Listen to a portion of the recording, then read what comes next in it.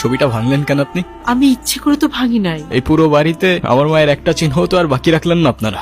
এভাবে কেন বলতেছো বাবা? তুমি তোমার মায়ের সঙ্গে এভাবে কথা বলছো কেন? মা? কে মা? আপনি আমার মা। ওনাকে বলে দিয়েন যারে তারে এনে আমার মায়ের জায়গায় বসাই দিলেই সে আমার মা হয়ে যাবে। ইভান, তোমাকে কিছু না বলতে বলতে তুমি হাতের বাইরে চলে গেছো। এতদিন সবকিছু আমি সহ্য করেছি, মেনে নিয়েছি। সামান্য একটা ভুলের জন্য এতটা বছর এরকম করা কোনো মানেই হয় না। ওনাকে বলে দিয়েন এটা কোনো সামান্য ভুল ছিল না।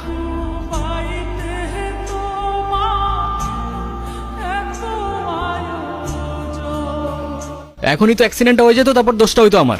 আরে আজও এখনো দাঁড়ায় আছেন কেন? সরেন। সরি। নাম কি? নূপুর। এভাবে একা রাস্তায় দাঁড়িয়ে আছেন কেন? কোনো সমস্যা?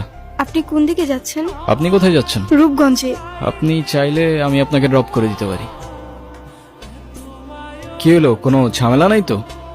না মানে দেখা গেল আপনি আপনার মতো পালাই গেলেন ঠিকই, কিন্তু ফেসে গেলাম আমি। আপনার যদি এরকম মনে হয় আপনি আমাকে নামিয়ে দিতে পারেন। আরে ধুর, কি যে বলেন না। ফাঁকা রাস্তা, একা একটা মেয়ে মানুষ, তার উপরে আবার বিয়ের সাজে, রিস্ক তো আছে বস। আপনি মনে হয় একটু বেশি কথা বলেন না? যা বাবা, আমি আবার কি এমন বললাম? আজকাল কারো উপকার করতে গেলেও দোষ হয়ে যায়। আপনাকে ধন্যবাদ বলে ছোট করব না। আপনি সত্যি আমার অনেক বড় উপকার করলেন। আচ্ছা, আপনি এখান থেকে তাহলে কোথায় যাবেন? আমার একটা ফ্রেন্ড আসবে, আপনি তাহলে যান। হ্যাঁ,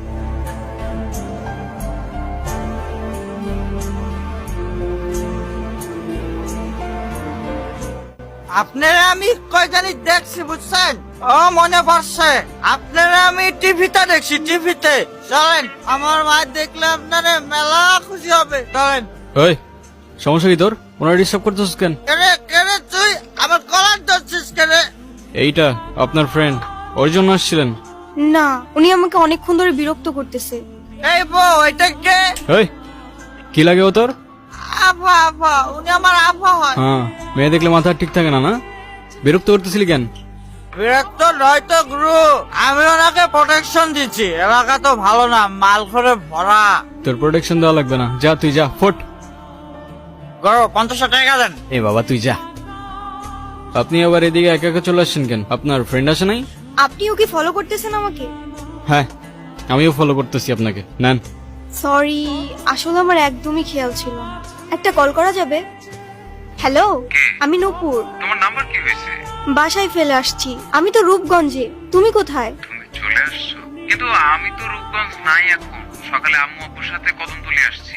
তোমাকে না কালকে বললাম আমি রূপগঞ্জে আসতেছি। ও সরি সরি, আমার তো খেয়ালই ছিল না। তো আমি এখন একা কি করব এখানে?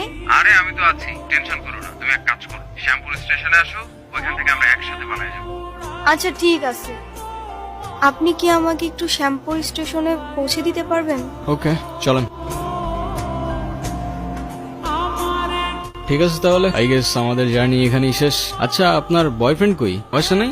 আসছে হয়তো। আচ্ছা, আপনার ফোনটা একটু দেন তো।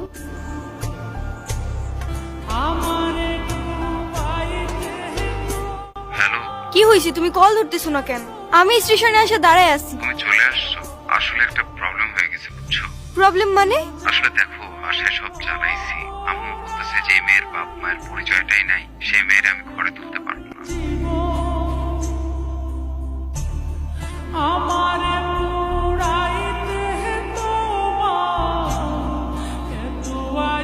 নেন।